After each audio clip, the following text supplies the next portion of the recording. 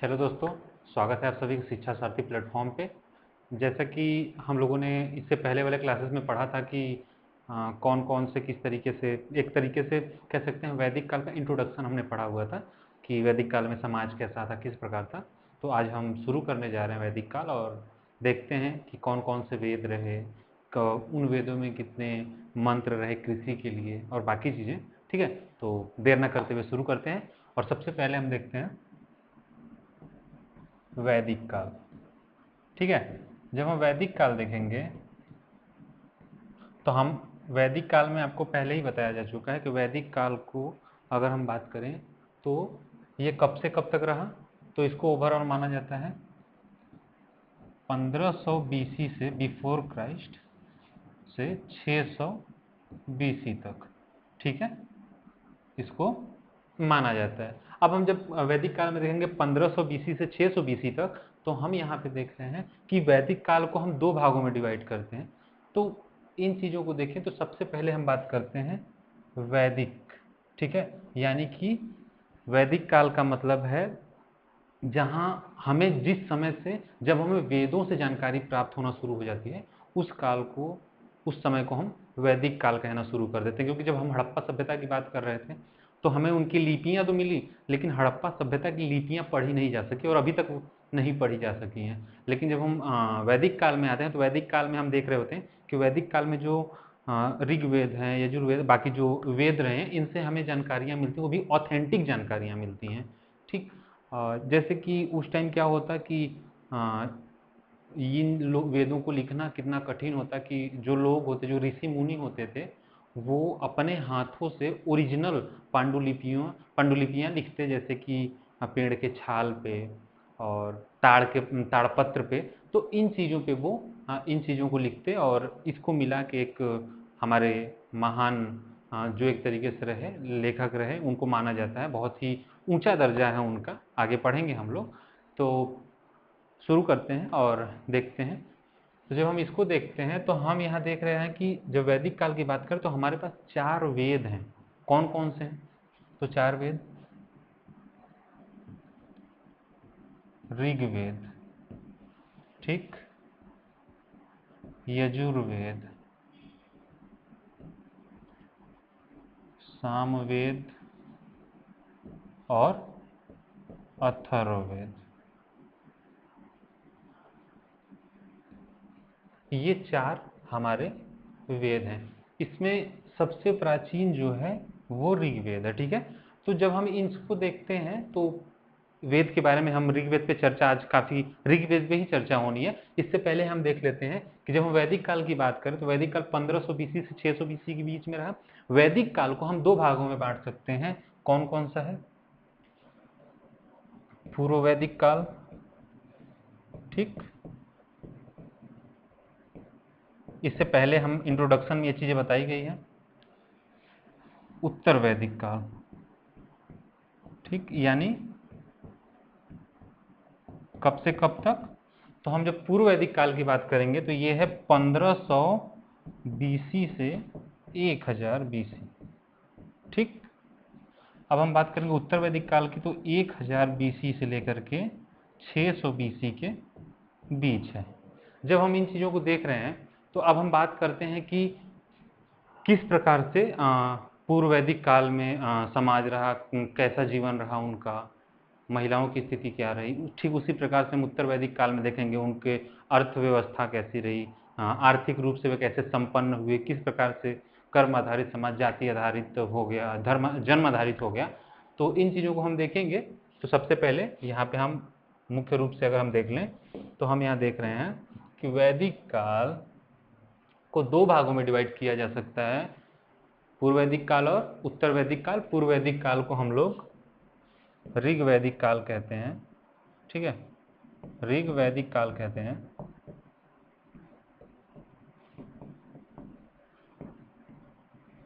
पूर्व वैदिक काल को हम लोग ऋग वैदिक काल कहते हैं। ठीक है, अब इसके बाद हम बात करते हैं। तो जब वैदिक काल की हम बात कर रहे हैं तो वैदिक काल को हमने दो भागों में बांटा, पूर्व वैदिक, ठीक है, और दूसरा है उत्तर वैदिक। उत्तर वैदिक काल। जब हम पूर्व वैदिक और उत्तर वैदिक काल की बात करते हैं तो हम इससे पहले आपको बताया गया है कि 4 वेद हमारे हैं, यानी कि वैदिक काल का मतलब है कि जब हमें वेदों से जानकारियां प्राप्त होनी शुरू हो जाती हैं। तो हमने आपको बताया 4 वेद हैं, कौन कौन से? ऋग्वेद, यजुर्वेद, सामवेद और अथर्ववेद। ठीक है, अब हम बात करते हैं तो पूर्व वैदिक काल के सोर्स क्या हैं। अगर हम बात करें पूर्व वैदिक काल की हमें जानकारी कहाँ से मिलती है, तो मुख्य रूप से अगर पूर्व वैदिक काल की हमें जानकारी मिलती है तो ऋग्वेद से मिलती है। इसीलिए हम लोग इसको ऋग्वैदिक एरा भी कहते हैं, ऋग्वैदिक काल भी कहते हैं। यानी हमें मुख्य रूप से अगर किस वेद से हमें पूर्व वैदिक काल की जानकारी मिलती है तो वो हमें मिलती है ऋग्वेद से। बाकी अगर हम उत्तर वैदिक काल की बात करें तो उत्तर वैदिक काल की जानकारी हमें ऋग्वेद से, यजुर्वेद से, ठीक है, सामवेद से और अथर्ववेद से मिलती है। ठीक, यानी इन चारों वेदों से हमें उत्तर वैदिक काल की जानकारियां मिलती हैं। लेकिन अगर हम बात करें केवल पूर्व वैदिक काल की, जो 1500 बीसी से 1000 बीसी के मध्य रहा, तो हम देख रहे होते हैं कि पूर्व वैदिक काल में हमें केवल ऋग्वेद ही एकमात्र सोर्स या जानकारी का सोर्स हमें दिखाई पड़ता है। ठीक है, अब हम बात करें अगर वेदों की, अगर वेदों में, तो सबसे पहले आज हमें जो देखना है वो है ऋग्वेद। ठीक है, जब हम इन चीज़ों को देखेंगे तो अब एक चीज़ यहाँ हम देखते हैं, तो इसमें हम देखते हैं कि जो वैदिक काल है, इसमें जो पूर्व वैदिक काल है, ठीक, पूर्व वैदिक काल, जब हम पूर्व वैदिक काल को देख रहे हैं तो हमें इसकी जानकारी कहाँ से मिल रही है? ऋग्वेद से मिल रही है। ठीक है, अब ऋग्वेद की अगर हम देख रहे हैं तो ऋग्वेद का हम लोग कहते हैं कि इसको संकलित कौन किया।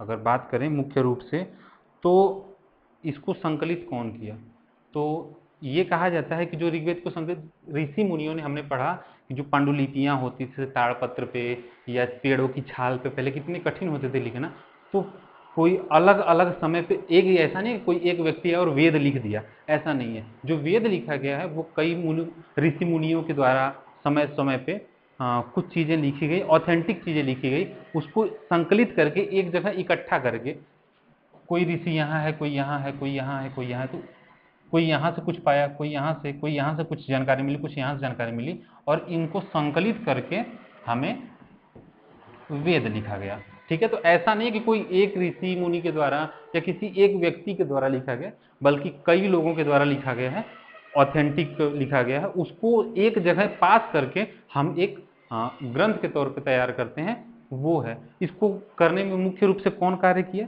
तो जब हम इसको करने की बात करें तो ये किसके द्वारा लिखा गया, तो सबसे पहले हम बात करते हैं, ये लिखा गया, लिखा ऋषि मुनियों के द्वारा गया। ठीक,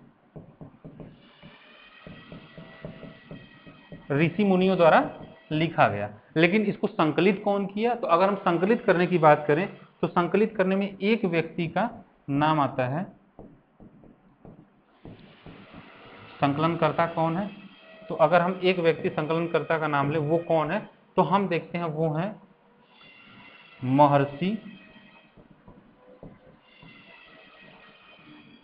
महर्षि कृष्ण द्वैपायन। ठीक है, तो ये हैं, इनको और कौन से नाम से जाना जाता है जिससे वो प्रसिद्ध है, तो अगर हम इनके एक और नाम से देखें तो इनका नाम क्या है? वेद व्यास। ठीक है, तो हम देखते हैं कि जो ऋग्वेद है वो कई जो है ऋषियों मुनियों के द्वारा लिखा गया। इसको संकलित कौन किया, तो संकलित हम देखते हैं इसके संकलनकर्ता कौन है? महर्षि कृष्ण द्वैपायन, जिसको हम लोग वेद व्यास कहते हैं। यही वेद व्यास महाभारत की रचना की है। महाभारत की जो रचना है यही वेद व्यास जी ने किया था। ठीक है, तो हम इसको देखते हैं। अगर हम और चीज़ें बात करें, जैसे वो जो ग्रंथ रहे ऋग्वेद, यजुर्वेद, अथर्ववेद, तो अगर हम इसकी बात करते हैं तो हम देख रहे हैं जैसे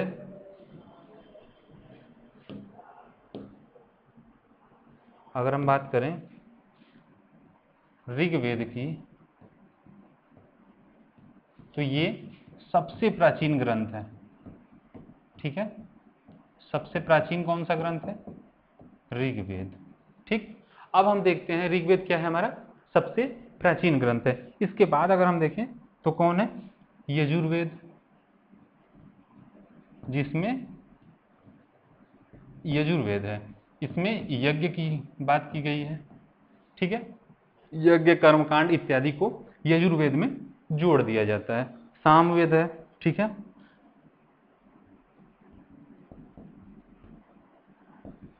जब हम सामवेद की बात करते हैं तो हम सामवेद में देखते हैं कि सामवेद क्या है, इसमें संगीत है। ठीक, इसके बाद आता है अथर्ववेद। जब हम अथर्ववेद की बात करते हैं तो ये किसके द्वारा लिखा गया है? अथर्वा ऋषि द्वारा। ठीक है, अथर्वा ऋषि द्वारा ये लिखा गया है। ठीक,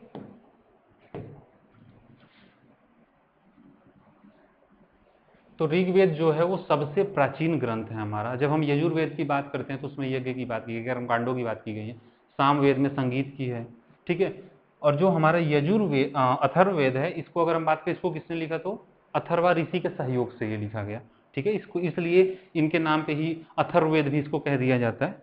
ठीक है, अब हम शुरू करते हैं और इसमें देखते हैं ऋग्वेद के बारे में, क्योंकि हमें आज पढ़ना है ऋग्वेद। क्योंकि हमें जो पूर्व वैदिक काल है उसकी जानकारी हमें अगर मिलती है तो वो ऋग्वेद से मिलती है। तो सीधी सी बात है कि अगर हम पढ़ेंगे भी तो ऋग्वेद को ही पढ़ेंगे सबसे पहले, तो उसके बाद बाकी चीज़ों को देखा जाएगा। ठीक है, तो जब हम ऋग्वेद की बात करते हैं,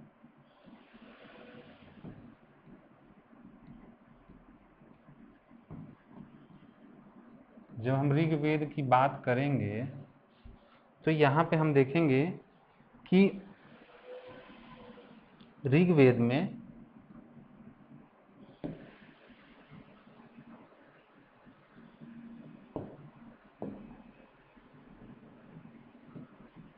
दस मंडल है।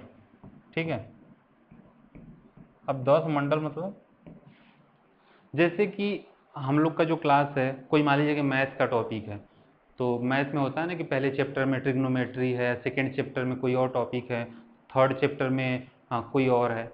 जैसे अभी हम लोग जैसे हिस्ट्री में ही पढ़ रहे हैं, तो हुआ कि हमारा पहला क्या है, हड़प्पा सिविलाइजेशन है, हड़प्पा सभ्यता है। फिर वैदिक काल है, फिर क्या है, महाजनपद है, जनपद है, मौर्य काल है, गुप्त काल है, मौर्योत्तर काल है, गुप्तोत्तर काल है। तो ये होता है ना कि टॉपिक वाइज हम जा रहे हैं, पहला चैप्टर, दूसरा चैप्टर, तीसरा चैप्टर। तो ठीक इसी प्रकार से जब हम ऋग्वेद की बात करें तो इसमें एक तरीके से ये 10 मंडल दिए गए, लाइक चैप्टर जैसे होता है ना कि चैप्टर की तरह। ठीक है, तो जब हम इन 10 मंडलों की बात करें तो इसमें 10 मंडल के मतलब 10 मंडल लिखे गए हैं ऋग्वेद में। ठीक है, जब हम इसको देखेंगे तो इसमें हम देखेंगे कि इन 10 मंडलों में 1028 श्लोक हैं। इसको हम श्लोक या सूक्त हैं। कितने? 1028 जो है वो श्लोक या सूक्त हैं। अब हम देखते हैं कि इन श्लोक की तो बात है, लेकिन कितने और जो है इसमें हम देखते हैं मंत्र हैं। तो हम देखते हैं कि 10,580 मंत्र है, यानी 1028 सूक्त हैं, 10,580 मंत्र हमारे ऋग्वेद में दिया गया है। ठीक है, अगर हम बात करें इन मंत्रों में, तो जो मंत्र हैं इनमें सबसे पूजनीय अगर है, सबसे कोई प्रमुख देवता अगर ऋग्वेद में है, मंत्रों के माध्यम से अगर हम देखें तो वो कौन है? प्रमुख देवता जो है वो इंद्रदेव हैं। ठीक है, ये हमारे प्रमुख देवता हैं जो पूजनीय हैं।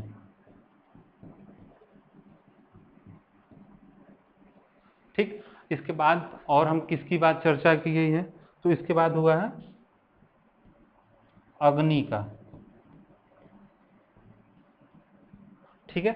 जब हम अग्नि की बात करें तो सबसे पहले अगर मंत्रोच्चारण अगर किसी का होगा तो वो अग्नि का होगा। जैसे इसमें हम देखते हैं अभी अभी भी हमारे वर्तमान समाज में देखते हैं कि जो पूजा पद्धतियां होती हैं, पूजा किए जाते हैं, ठीक है, घरों में पूजा होता है, तो सबसे पहले जब हम किसी चीज़ का पूजा करना शुरू करते हैं तो सबसे पहले अग्नि का हम लोग मंत्रोच्चारण करते हैं। विवाह हुआ, शादी हुआ, बाकी जगहों पे भी हम देखते हैं तो सबसे पहले अग्नि का मंत्रोच्चारण शुरू होता है, उसके बाद ही कोई कार्यक्रम शुरू किया जाता है। ठीक उसी प्रकार से सबसे पहले जो होता था वो अग्नि से शुरुआत होती थी। ठीक है, जब अग्नि से शुरुआत होती थी, यानी सबसे पहले अगर हम बात करें तो सबसे पहले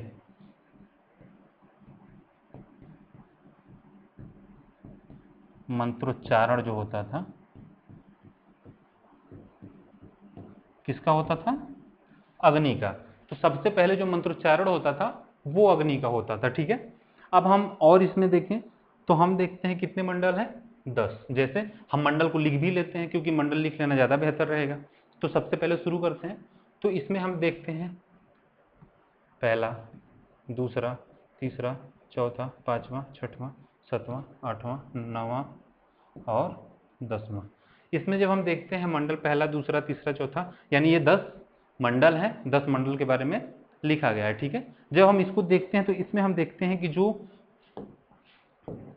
दूसरा है, दूसरा से लेके 7वां तक जब हम देखते हैं तो दूसरे से लेके 7वां वाला जो है वो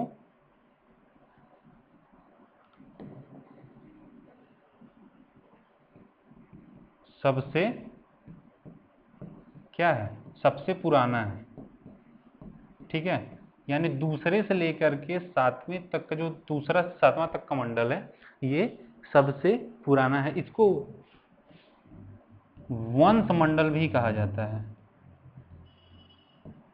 ठीक है, यानी अगर हम बात करें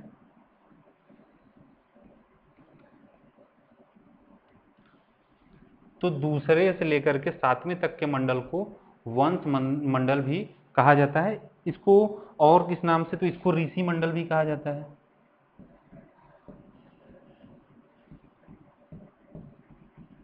गोत्र मंडल भी कहा जाता है।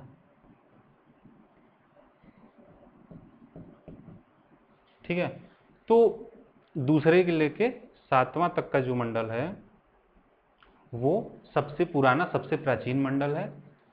सबसे पहले इसके बारे में लिखा गया। ठीक है, इसके बारे में लोगों ने जो ऋषि मुनि है उनके द्वारा लिखा गया, ये सबसे प्राचीन है। इसको वंश मंडल, ऋषि मंडल या गोत्र मंडल भी कहा जाता है। ठीक है, तो इन नामों से भी इसको दूसरे से लेकर 7वें तक के मंडल को कहा जाता है। अब हम बात करते हैं और देखते हैं कि और क्या है। तो जब हम देखते हैं मंडल की, अब बात करते हैं, ठीक है, तो जब हम ऋग्वेद में देखें 10 मंडल है। जब हम इन 10 मंडल की देखें तो हम देखते हैं कि जो पहला, दूसरा, तीसरा, तो जो तीसरा मंडल है, क्योंकि सारा मंडल हमें पता करना जरूरी नहीं है, कुछ ऐसे हैं जिनके बारे में हमें जानकारी होनी चाहिए, एग्जाम्स में बार बार पूछे जाते हैं, कई एग्जाम्स में पूछे जाते हैं, तो कुछ ऐसे मुख्य हैं जिनके बारे में हमें जानकारी होनी चाहिए, किसके द्वारा वो मंडल लिखा गया, उसमें कौन सा है। जैसे आज हम लोग सुबह सुबह गायत्री मंत्र का उच्चारण करते हैं, ओम भूर्भुवः स्वः, तो वो जो है वो ऋग्वेद के तीसरे मंडल में उसकी चर्चा है। जो गायत्री मंत्र है उसकी चर्चा जो है ऋग्वेद के तीसरे मंडल में है। ठीक है, अब ये गायत्री मंत्र जो है वो ऋग्वेद के तीसरे मंडल में है। इसमें इस तीसरे मंडल को लिखा कौन है? तीसरे मंडल को, तो जब तीसरे मंडल की हम बात करते हैं उसको लिखा कौन है, तो ये है, इसमें किसका सहयोग रहा? तो विश्वामित्र का रहा। ठीक है, विश्वामित्र। ठीक है, ये किसके लिए होता है गायत्री मंत्र? तो हम कहते हैं सवित्र के लिए, यानी सूर्य, खास करके सुबह में ही होता है, लेकिन हाँ आप सूर्य है तो दिन भर भी कर सकते हैं, वो आपके अपने ऊपर है। ठीक है, तो ये तीसरे मंडल में की बात करें तो तीसरे मंडल में ही गायत्री मंत्र का चर्चा है, गायत्री मंत्र लिखा गया है, विश्वामित्र के सहयोग से लिखा गया है। और किसकी इसमें ये गायत्री मंत्र क्यों होता है? सवित के लिए। ठीक है, अब हम बात करते हैं चौथे मंडल की। तो चौथा मंडल उतना कुछ खास तो नहीं है, बट चौथा मंडल क्या है? तो जो चौथा मंडल है वो है, तो चौथे मंडल में क्या है? कृषि के ऊपर जो सूक्त लिखे गए हैं। ठीक है, कृषि के ऊपर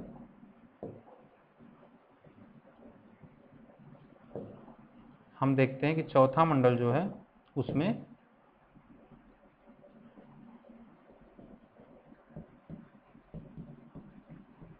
कृषि के ऊपर जो मंत्र है या सूक्त है वो लिखे गए हैं। कृषि के ऊपर श्लोक लिखे गए हैं। इसमें कृषि के ऊपर 24 मंत्र हैं, यानी ऋग्वेद में कृषि के ऊपर 24 मंत्र को लिखा गया है, 24 मंत्रों को लिखा गया है। ठीक है, अब वो किसमें है? कृषि के बारे में श्लोक जो है वो किसमें? 24 मंत्रों का जो बात है वो किसमें है? तो चौथे मंडल में है। ठीक है, जब हम इसके बाद देखते हैं पांचवा मंडल, तो कुछ खास नहीं है इसके बारे में। छठवां, तो अगर हम छठवें की बात करें, छठवां मंडल की, तो हम छठवां मंडल में देखते हैं कि छठवां मंडल जो है वो कौन लिखा है? तो भारद्वाज वगैरह। आज भी देखते होंगे बहुत जगह जो टाइटल होता है वो भारद्वाज हमें मिल जाता है। ठीक है, तो ये भारद्वाज के द्वारा जो है छठवां मंडल लिखा गया है। ठीक, जब हम इसके बाद बात करते हैं तो हमने देखा कि छठवां मंडल जो है वो भारद्वाज के द्वारा, भारद्वाज के सहयोग से हुआ है। ठीक है, जब हम सातवां मंडल की बात करें, तो जब हम सातवें मंडल को देख रहे होते हैं तो सातवें मंडल में हम देखते हैं कि जो सातवां मंडल है वो ऋषि वशिष्ठ के द्वारा लिखा गया। ठीक है, यानी किसी एक के द्वारा नहीं रहा। ठीक है, अब ये जो ऋषि वशिष्ठ है, तो हम लोग सुनते हैं दशराग्य युद्ध के बारे में, दशराग्य युद्ध का वर्णन। ठीक है, तो जो हम देखते हैं कि ऋग्वेद में एक बार बार हमारे यहाँ आता है दशराग्य युद्ध, तो वो जो चर्चा है वो इसी सातवें मंडल में ही दशराग्य युद्ध की चर्चा है। ठीक है, अब ये दशराग्य युद्ध की बात करें तो इसमें 10 राजा थे। दशराग्य का मतलब एक तरीके से 10 राजा थे जो मिल करके लड़ते हैं।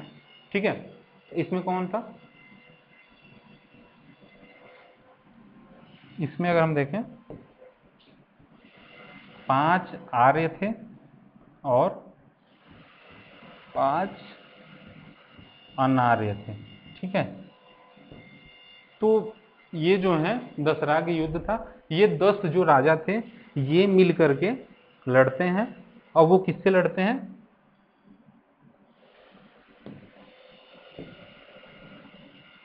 अगर हम बात करें ये जो 10 राजा है वो किससे लड़ते हैं? क्योंकि दशराग्य युद्ध है तो 10 राजा मिल करके लड़ रहे हैं, लेकिन 10 राजा किससे लड़ रहे हैं?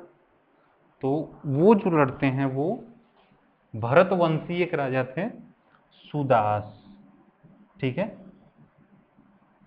इनसे लड़ते हैं। ठीक है ना, तो अब ये लड़ते हैं सुदास से। ठीक, अब ये भरतवंशी राजा थे,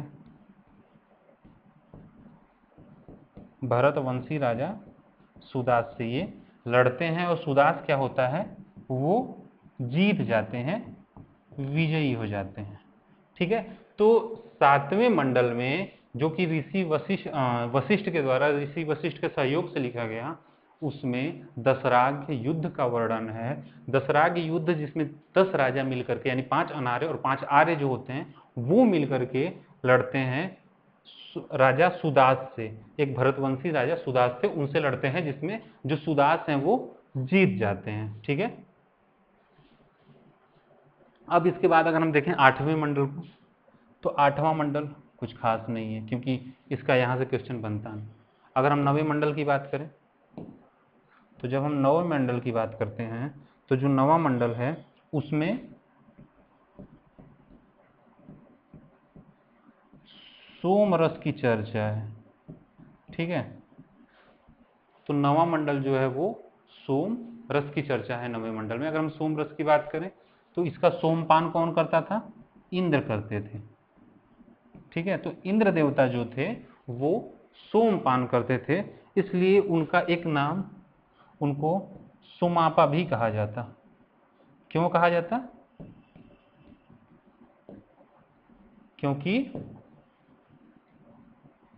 वो सोमरस का सोमपान करते, इस वजह से उनको सुमापा भी कहा जाता। अब बात करें ये सोमरस कहाँ से मिलता था, ठीक है। तो अगर हम बात करें तो जो ये सोमरस है, अगर हम बात करें जो मुजवंत पर्वत है ना, अगर हम बात करें तो जो मुजवंत पर्वत है, यानी कि अगर हम बात करें जो अफगानिस्तान और पाकिस्तान का जो बेल्ट है, यानी अफगानिस्तान और पाकिस्तान का जो बेल्ट है, उस बेल्ट में अगर हम बात करें जो पश्चिमी हिमालय, जो हिमालय का पश्चिमी क्षेत्र है ना, एक मुजवंत पहाड़ी है जहाँ से सोमरस आता। मुजवंत पहाड़ी जो कि अफगानिस्तान और पाकिस्तान का जो एक बेल्ट है, उस बेल्ट में जो हिमालय का पश्चिमी क्षेत्र यानी पश्चिमी हिमालय में एक पहाड़ी था, वो था मुजवंत पर्वत। ठीक है, ठीक है, पश्चिमी हिमालय में। तो ये जो पहाड़ी था यानी पर्वत था, वो पर्वत कौन सा था? तो वो पर्वत था मुजवंत पर्वत। ठीक है, यहां से हमें सोमरस प्राप्त होता। ठीक है, सोमरस अगर हम प्राप्ति की बात करें तो वो कहां से होता? मुजवंत पर्वत से होता। अगर मुजवंत पर्वत की बात करें वो कहाँ था, तो पाकिस्तान और अफगानिस्तान का जो बेल्ट था उसमें जो हिमालय का पश्चिमी क्षेत्र था, वहाँ एक पहाड़ी एक पर्वत था जिसको मुजवंत पर्वत कहा जाता, वहाँ से हमें सोमरस की प्राप्ति होती। ठीक है, अब हम इसके बाद बात करते हैं और देखते हैं 10वां मंडल। ठीक है, तो इससे पहले हम मंडल की बात कर रहे थे, तो हमने देखा कि दूसरे से लेकर के 7वां मंडल जो है वो सबसे पुराना मंडल है। इसको वंश मंडल, ऋषि मंडल या गोत्र मंडल भी कहा जाता है। ठीक है, 10 मंडल में 1028 श्लोक हैं, 10,580 मंत्र हैं। ठीक है, प्रमुख देवता जो इसके हैं वो इंद्र हैं। ठीक है, जो पूजनीय है, और कोई भी जो पूजा होती है उसको शुरू करने से पहले हमें जो है अग्नि का मंत्रोच्चारण किया जाता। ठीक है, अब हम बात करते हैं तो जो तीसरा मंडल है, तीसरे मंडल में जो है क्या है, वो गायत्री मंत्र के बारे में है।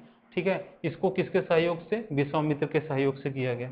अगर हम चौथे मंडल की बात करें तो चौथे मंडल में कृषि के विषय में जो श्लोक लिखा गया है, इसमें 24 मंत्र हैं कृषि के लिए। ठीक है, छठवां मंडल जो है वो भारद्वाज के सहयोग से, ठीक है, आज भी भारद्वाज और जो है वशिष्ठ जो टाइटल हैं, जो सरनेम है वो लगे हुए मिल जाते हैं। ठीक है, तो जो 7वां मंडल है वो वशिष्ठ के द्वारा, इसमें दशराग युद्ध का वर्णन है, जिसमें 10 राजा 5 अनार्य 5 आर्य मिलकर के भरतवंशी राजा सुदास से लड़ते हैं और सुदास इसमें जीत जाते हैं। ठीक है, अगर हम 9वें मंडल की बात करें तो जो 9वां मंडल है इसमें चर्चा सोमरस की आती है, और सोमरस का पान जो है वो इंद्र देव करते थे, इसलिए उनको सोमापा भी कहा जाता है। और ये कहाँ से पाया जाता? मुजवंत पर्वत से सोमरस पाया जाता था। ठीक है, अब हम बात करेंगे 10वां मंडल। ठीक है, 10वां मंडल की अब हम चर्चा करेंगे, जो इम्पोर्टेंट भी है एक तरीके से। ठीक है, ये इंपॉर्टेंट है क्योंकि यहाँ से क्वेश्चंस बार बार बनते हैं, कई एग्जाम्स में बार बार, हर एग्जाम्स में ही लगभग बन जाते हैं। ठीक है, तो जब हम 10वें मंडल की बात करें तो ये जो मंडल है वो सबसे नया है, यानी सबसे नया जो है 10वां मंडल है। ठीक है, अगर हम 10वां मंडल की बात करें तो इसको हम तीन जो है तीन चीज़ें इसमें हैं, तीन भागों में डिवाइड कर सकते हैं। पहला पुरुष सूक्त,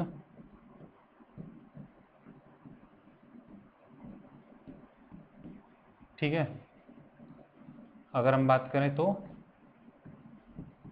नदी सूक्त, और इसके बाद है विवाह सूक्त।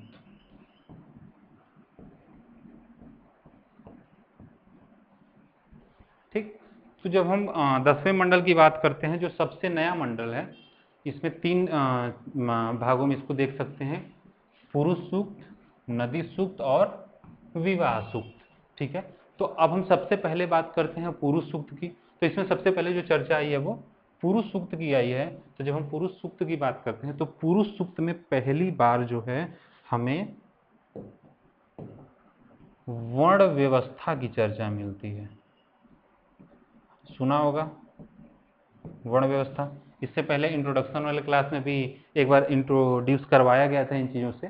तो हमने कहा था कि ऋग्वेद के पुरुष सूक्त में ही वर्ण व्यवस्था की बात की गई थी। वर्ण व्यवस्था, समाज जो है वर्ण में बटा हुआ था, ब्राह्मण, क्षत्रिय, वैश्य, शूद्र।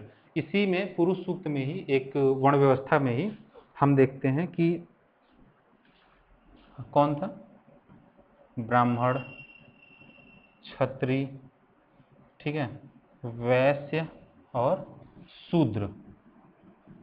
ठीक, ब्राह्मण, क्षत्रिय, वैश्य और शूद्र। जब हम इनको देखते हैं तो ये किस तरीके से हैं, तो पुरुष सूक्त में हम देखते हैं कि एक चर्चा आता है एक विराट पुरुष का। ठीक है, विराट या परम। ठीक है, परम या विराट पुरुष की बात आती है। ठीक।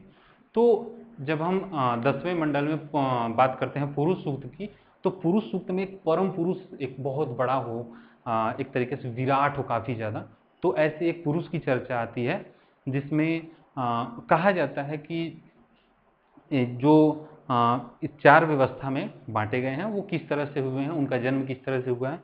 तो यानी कि जो मुख से या बुद्धि से हुए, ठीक है, वो कौन हुए, वो हुए जो ज्ञान का पठन पाठन करते, ज्ञान देते। ठीक है, ज्ञान देते, पठन पाठन करते वेदों का। ठीक है, तो वो कौन होते, ब्राह्मण की कैटेगरी में आते। ठीक है, जो कंधे से हुए, क्योंकि कंधे को क्या है, बहुत ज़्यादा बलशाली, अगर बलशाली का प्रतीक अगर देखा जाए तो कंधे को माना जाता है, शोल्डर को माना जाता है। तो अगर आप पठन पाठन ज्ञान की बात करें तो वो किसको कहा जाता है, मस्तिष्क को कहा जाता है, बुद्धि को कहा जाता है। ठीक है, तो जो मुख से हुए, बुद्धि से हुए, मस्तिष्क से हुए, वो जो ज्ञान पठन पाठन का कार्य करेंगे वो ब्राह्मण में। जो शोल्डर से हुए, एक तरीके से शक्ति के प्रतीक के रूप में कहा जाए तो ये शक्ति के प्रतीक के रूप में परम पुरुष की बात की गई है। ठीक है, तो ये जो कंधे से हुए वो क्षत्रिय हुए। ठीक है, अब इनका काम क्या है, इनका काम है रक्षा करना, किसी से रक्षा करना, कोई अटैक करे या कुछ और करे तो उन चीज़ों से रक्षा करने का काम किसका होता, क्षत्रिय का होता। जो व्यापारी होते, जो पेट से हुए, ठीक है, जो पेट से हुए जो व्यापारी होते वो कह सकते हैं व्यापारी हुए, उसको वैश्य कहा गया। ठीक है, और जो सबकी सेवा करते, यानी कि होता है ना सेवा भाव रखते सबके लिए, वो कौन हुए, तो वो शूद्र हुए, जो सबके लिए सेवा भाव रखते, जो सबके लिए सेवा भाव रखते वो शूद्र हुए। ठीक, तो जब हम इसको बात करते हैं तो हम एक तरह से देखते हैं कि हाँ, जिस तरीके से आज हमारे समाज में है ना कि वो उस जाति का है, वो निचली जाति का है, वो उच्च जाति का है, उच्च वर्ग का है, वो सवर्ण है, वो शूद्र है, ऐसा कुछ है।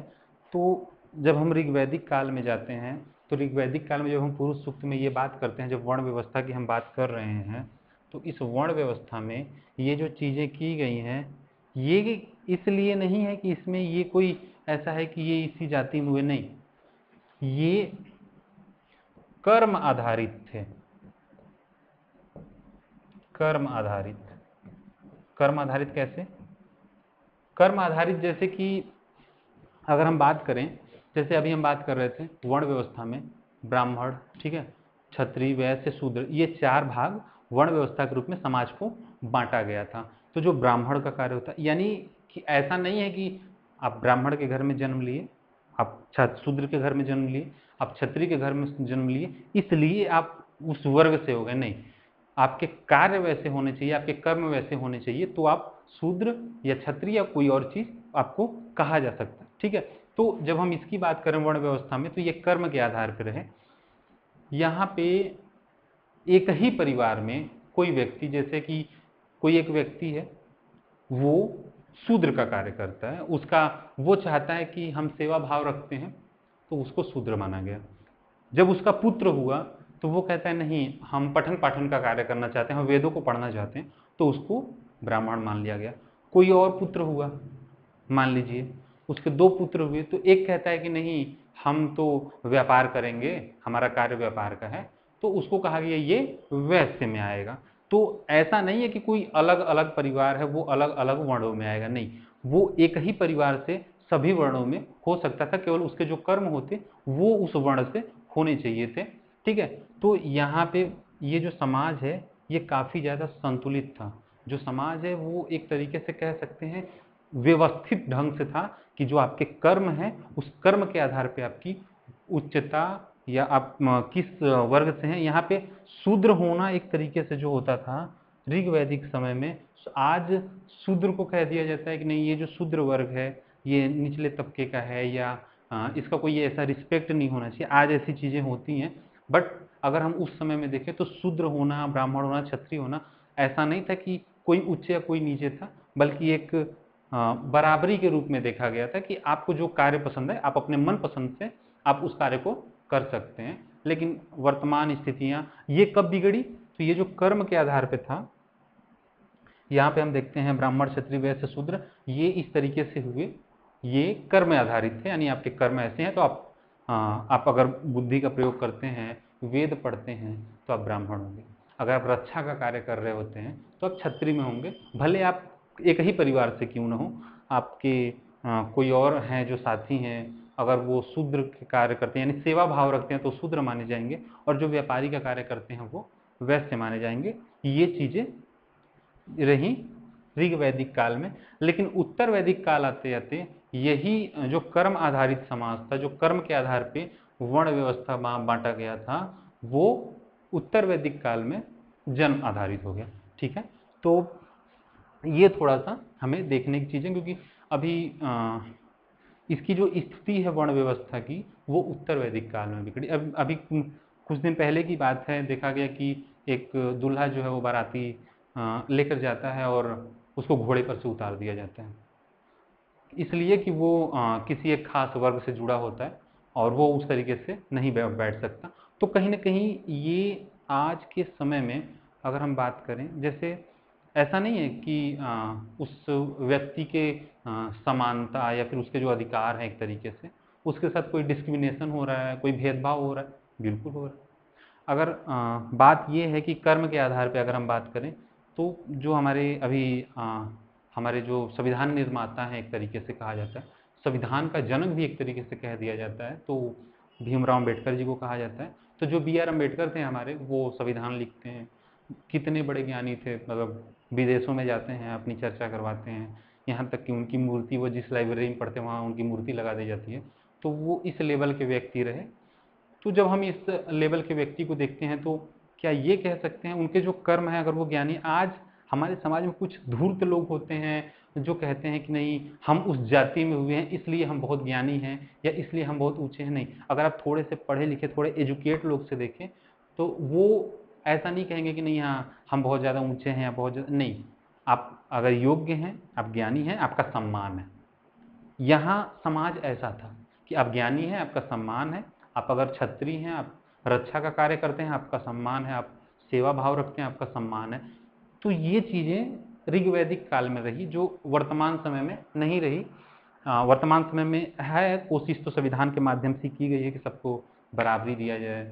आर्टिकल 15 में भी हम देखते हैं किसी भी व्यक्ति के साथ किसी भी आधार पर कोई भेदभाव नहीं होना चाहिए। तो ये चीज़ें हैं, लेकिन अस्पृश्यता के अंत के बारे में भी बताया गया है, और DPSP में भी हमें बताया गया है जो हमारे नीति निर्देशक तत्व हैं, और कहीं ना कहीं मौलिक अधिकारों में मौलिक अधिकार भी दिए गए हैं। मौलिक अधिकारों में एक अधिकार हमारा समानता का अधिकार है।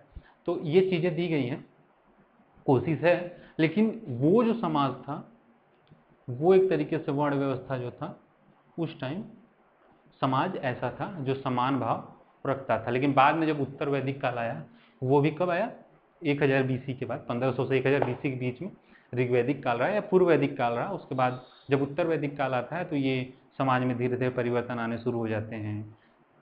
वेदों में और बाकी जो नए नए ग्रंथ लिखे जाने शुरू हो जाते हैं, सहस्त्र ब्राह्मण और बाकी ग्रंथ लिखे जाते हैं, उपनिषद और बाकी चीज़ें जब लिखी जानी शुरू हो जाती हैं तो उसमें अलग अलग लोग अलग अलग तरीक़ों से कई स्मृतियाँ, कई पुराण लिखे जाने शुरू हो जाते हैं। ठीक है, तो जब ये होते हैं तो इन चीज़ों में हम देखते हैं कि कहीं ना कहीं भेदभाव और बाकी चीज़ें भी जुड़ जाती हैं, अपने अपने लोगों के विचार जो हैं वो जुड़ जाते हैं।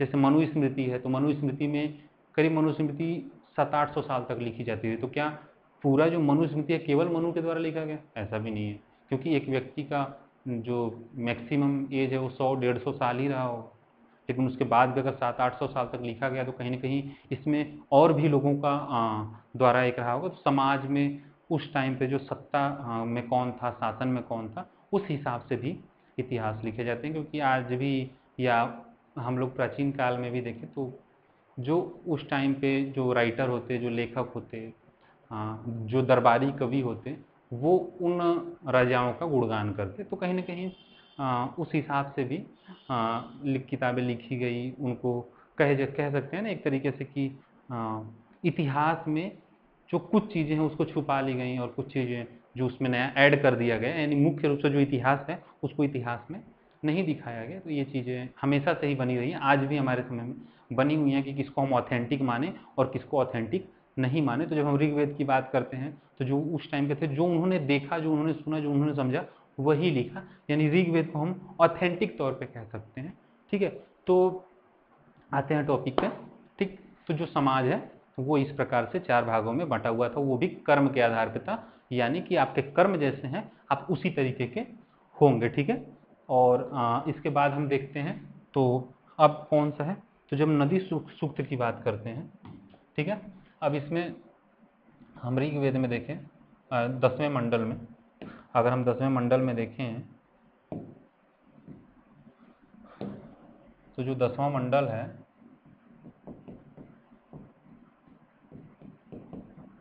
10वें मंडल में हमने पढ़ा पहला पुरुष सूक्त। पुरुष सूक्त में ही हम देखते हैं क्या है, वर्ण व्यवस्था की चर्चा है। ठीक, वर्ण व्यवस्था की चर्चा है। इसके बाद हम देखते हैं नदी सूक्त।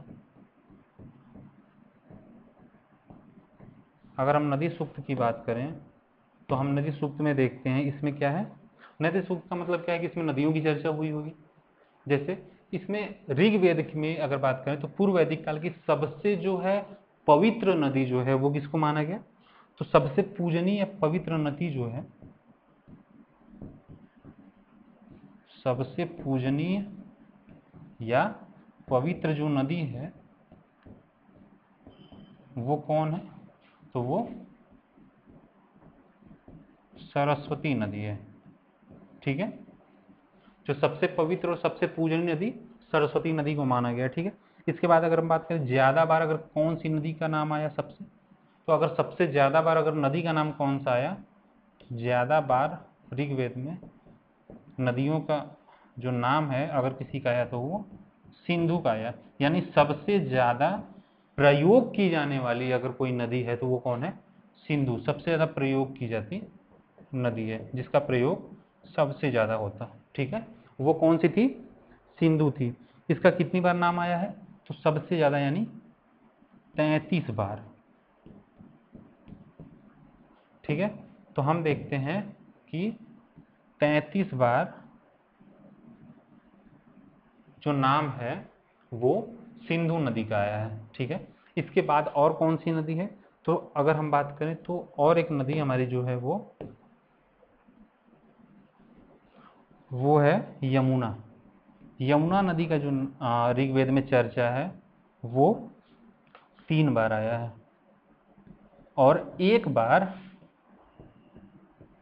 गंगा नदी का आया है। ठीक है, 1 बार किसका आया है, गंगा नदी का आया है। तो हम जब नदियों की बात करते हैं, नदी सूक्त में आते हैं, तो हम देख रहे होते हैं कि जो सबसे पूजनीय नदी है, जो सबसे पवित्र नदी है वो सरस्वती है। और जब हम बात करते हैं सबसे ज़्यादा बार कौन सी नदी का नाम आया है, तो हम देख रहे होते हैं सिंधु नदी जो 33 बार प्रयोग में लाई गई है। ठीक है, इसके बाद जब हम यमुना नदी की बात करते हैं तो उसका 3 बार प्रयोग किया गया है, और गंगा नदी का प्रयोग जो है वो 1 बार किया गया है। ठीक, तो 1 बार गंगा नदी का प्रयोग किया गया है। इसका मतलब हम एक तरीके से कह सकते हैं कि आज हमारे लिए जो गंगा नदी है वो सबसे ज़्यादा पवित्र है और सबसे ज़्यादा प्रयोग में लाई जाने वाली नदी है। लेकिन जो उस समय था, उस समय पे जो गंगा नदी है उसके बारे में उतनी जानकारी जो वैदिक काल के लोग रहे, जो पूर्व वैदिक काल के लोग रहे, उनको नहीं थी, इसलिए तो 1 बार प्रयोग में आया। ठीक है, अब इसके बाद जो तीसरा था हम कहते हैं विवाह सूक्त। ठीक है, इसमें अगर हम विवाह सूक्त की बात करें तो इसमें 8 प्रकार के विवाहों की चर्चा है। 8 प्रकार के विवाह की चर्चा है। ठीक है, तो हम जब विवाह सूक्त में देख रहे हैं तो 8 प्रकार के विवाह की इसमें चर्चा की गई है। ठीक है, 10वें मंडल के विवाह सूक्त में। ठीक, तो जब हम इसको देखते हैं तो यानी विवाह की जो जानकारी हमें कहाँ से मिलती है, 10वें मंडल से मिलती है। ठीक, अब हम एक बार अगर देख लें, ठीक, तो जब हम बात करते हैं वैदिक काल की, एक बार रिवीजन कर लें तो बेहतर है। जब हम वैदिक काल की बात कर रहे हैं तो वैदिक काल में हम देखते हैं कि इसको 2 भागों में हमने बांटा, पूर्व वैदिक काल और उत्तर वैदिक काल। हमें पूर्व वैदिक काल की जो जानकारी है वो कहाँ से मिलती है, तो ऋग्वेद से मिलती है। सबसे प्राचीन अगर कोई ग्रंथ है वो कौन सा है, ऋग्वेद है जो सबसे प्राचीन ग्रंथ है। ठीक है, ऋग्वेद सबसे प्राचीन है, हमें इसकी जानकारी ऋग्वेद से मिलती है पूर्व वैदिक काल की मुख्य रूप से। और उत्तर वैदिक काल की हमें जानकारी ऋग्वेद, यजुर्वेद, अथर्ववेद, सामवेद, चारों वेदों से हमें इसकी जानकारी प्राप्त होती है। ठीक है, यजुर्वेद में यज्ञ की चर्चा की गई है। ठीक, तो यज्ञ की जो चर्चा है वो यजुर्वेद में की गई है, और अथर्वा ऋषि के द्वारा या अथर्वा ऋषि के सहयोग से अथर्ववेद को लिखा गया, इसलिए उन्हीं के नाम पे अथर्ववेद इसको कह दिया जाता है। ठीक, इसके बाद अगर हम बात करें तो ये जो ऋग्वेद है ये ऋषि मुनियों के द्वारा लिखा गया, यानी कि ऐसा नहीं है कि किसी एक व्यक्ति ने वेदों को लिख दिया, बल्कि कई ऋषि मुनियों के द्वारा लिखा गया, उसको पास मिलाकर उसको संकलित किया गया, और संकलित करने का जो काम है वो किया महर्षि कृष्णद्वैपायन ने, जिनको हम लोग वेद व्यास भी कहते हैं। इन्हीं वेद व्यास जी ने महाभारत की रचना की थी। ठीक है, तो अब हम इसके बाद देखते हैं, तो हम देखते हैं कि इसमें अगर हम ऋग्वेद की बात करें तो ऋग्वेद में 10 मंडल हैं। वो 10 मंडल में 1028 श्लोक या सूक्त हैं, जिसमें 10,580 मंत्र हैं। ठीक है, अगर हम बात करें इन मंत्रों में तो सबसे जो प्रमुख देवता रहे वो इंद्र रहे। इंद्र जो सबसे पूजनीय रहे। ठीक, लेकिन सबसे पहले जब हम बात करते हैं कि मंत्रोच्चारण, यानी कोई भी पूजा करने से पहले, कोई भी चीज करने से पहले, कोई भी यज्ञ करने से पहले हम जब शुरू करेंगे तो किससे करेंगे, तो वो अग्नि का सबसे पहले मंत्रोच्चारण जिसका होगा वो अग्नि है। ठीक है, जब हम बात करते हैं जो 10 मंडल हैं तो दूसरे से लेकर 7वां जो मंडल है वो सबसे प्राचीन है, सबसे पुराना है, जिसको वंश मंडल भी कहा जाता है। ठीक है, तो ये जो दूसरे से लेकर 7वां तक का मंडल है वो सबसे पुराना है, जिसको वंश मंडल कहा जाता है। ठीक, जब हम इसके बाद देखते हैं तो जो तीसरा मंडल है उसमें गायत्री मंत्र की चर्चा है, जो ओम भूर्भुवः स्वः। तो ये जो गायत्री मंत्र है ये हमें तीसरे मंडल में लिखा हुआ, ये किसके द्वारा है, तो हम बात करते हैं ये विश्वामित्र के द्वारा है, जिसमें सवित पूजा की जाती है। ठीक, जब हम चौथे मंडल में आते हैं तो चौथे मंडल में देखें कि कृषि पे श्लोक कहाँ है, तो कृषि पे जो श्लोक है वो हमें चौथे मंडल में दिखाई पड़ता है। चौथे मंडल में 24 मंत्र हैं कृषि के ऊपर। ठीक है, अब देखते हैं कि छठवां मंडल किसके सहयोग से हुआ, तो छठवां मंडल जो है वो ऋषि भारद्वाज ने लिखा। ठीक है, 7वां मंडल जो है वो वशिष्ठ ने। इसी 7वें मंडल में दशराग्य युद्ध की चर्चा है, जिसमें 5 आर्य 5 अनार्य, जो यानी 10 राजा जो हैं वो मिल करके एक युद्ध लड़ते हैं। भरतवंशी एक राजा हैं सुदास, उनसे लड़ते हैं, और ये जो 10 राजा हैं ये हार जाते हैं सुदास से, और सुदास इसमें विजयी हो जाते हैं। ठीक है, तो जो दशराग्य युद्ध है, दशराग्य युद्ध की जो चर्चा है वो किसमें की गई है, 7वें मंडल में की गई है। जब हम बात करते हैं 9वें मंडल की, तो 9वें मंडल में सोम रस की चर्चा है। सोम रस का जो पान है वो करते हैं इंद्रदेव। इंद्रदेव, इस वजह से इनको सोमापा भी कहा जाता है। अब जब हम सोमापा की बात करें तो ये सोम रस कहाँ से पाया जाता, तो एक मुजवंत पर्वत है वहां से हमें सोमरस की प्राप्ति होती।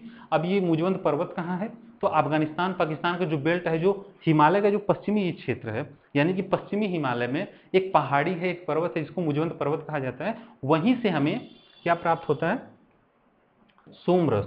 ठीक, अब इसके बाद हम देखें तो हम देखते हैं 10वां मंडल। ठीक है, जब 10वां मंडल देखते हैं तो ये सबसे नया मंडल है 10वां मंडल। ठीक है, इसकी अगर हम बात करें तो इसको हम तीन भागों में बांट सकते हैं, पुरुष सूक्त में, नदी सूक्त में और विवाह सूक्त में। जब हम पुरुष सूक्त की में बात करते हैं तो ऋग्वेद के 10वें मंडल के पुरुष सूक्त में पहली बार वर्ण व्यवस्था की चर्चा आती है, यानी इससे पहले हमें कहीं वर्ण व्यवस्था जैसी चीज नहीं मिलती है, लेकिन जब हम ऋग्वेद के 10वें मंडल के पुरुष सूक्त में आते हैं तो इसमें हमें वर्ण व्यवस्था की बात की जाती है। वर्ण व्यवस्था जो एक परम पुरुष की बात की जाती है, और जो वर्ण व्यवस्था में ब्राह्मण, क्षत्रिय, वैश्य, शूद्र, इन चीजों को देखा जाता है। तो ये कर्म के आधार पे कोई ब्राह्मण होता, कोई क्षत्रिय होता, कोई शूद्र होता। ठीक है, तो इस तरीके से वो वर्ण व्यवस्था कर्म आधारित थी।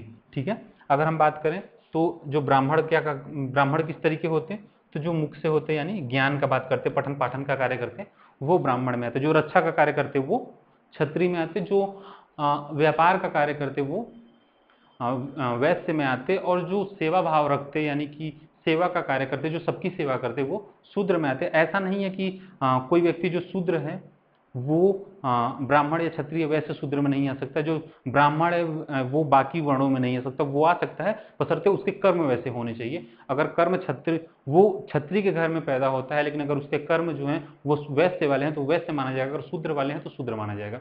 अगर कोई शूद्र है, अगर वो जन्म लेता है शूद्र के घर में, लेकिन अगर उसके कर्म जो हैं वो अगर ब्राह्मण में जाते हैं तो वो ब्राह्मण माना जाएगा। तो ये कर्म के आधार पे जो है वो समाज चलता था, यानी वर्ण व्यवस्था जो है वो कर्म आधारित था। बाद में उत्तर वैदिक काल में जाकर के ये जन्म आधारित हो गया। ठीक है, तो वर्ण व्यवस्था की चर्चा हमें 10वें मंडल में मिलती है। अब बात करते हैं 10वें मंडल में एक नदी सूक्त की। तो जब नदी सूक्त की बात करते हैं तो सबसे जो पूजनीय, सबसे पवित्र नदी है वो सरस्वती नदी है। अगर हम सबसे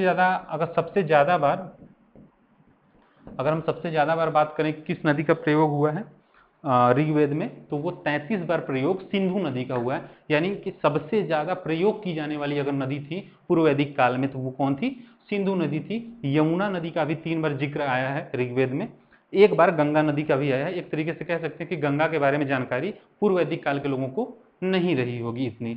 ठीक है, इसके बाद देखते हैं विवाह सूक्त में। तो विवाह की सूक्त में देखते हैं तो 8 प्रकार के विवाहों की चर्चा है, इसमें ही वर्ण संकर की भी बात की गई है जो। ठीक है, तो 8 प्रकार के विवाह हैं। विवाह की जानकारी जो हमें विवाह सूक्त से मिलती है, ये हमारे 10 मंडल है। इसके बाद हम देखेंगे कि जो इनके उत्तर वैदिक काल में कौन कौन से ग्रंथ रहे, इनकी सामाजिक स्थिति कैसी रही, आर्थिक स्थिति कैसी रही, तो इन चीज़ों के बारे में हम लोग आगे के क्लासेस में देखेंगे। ठीक है, थैंक्स फॉर वॉचिंग।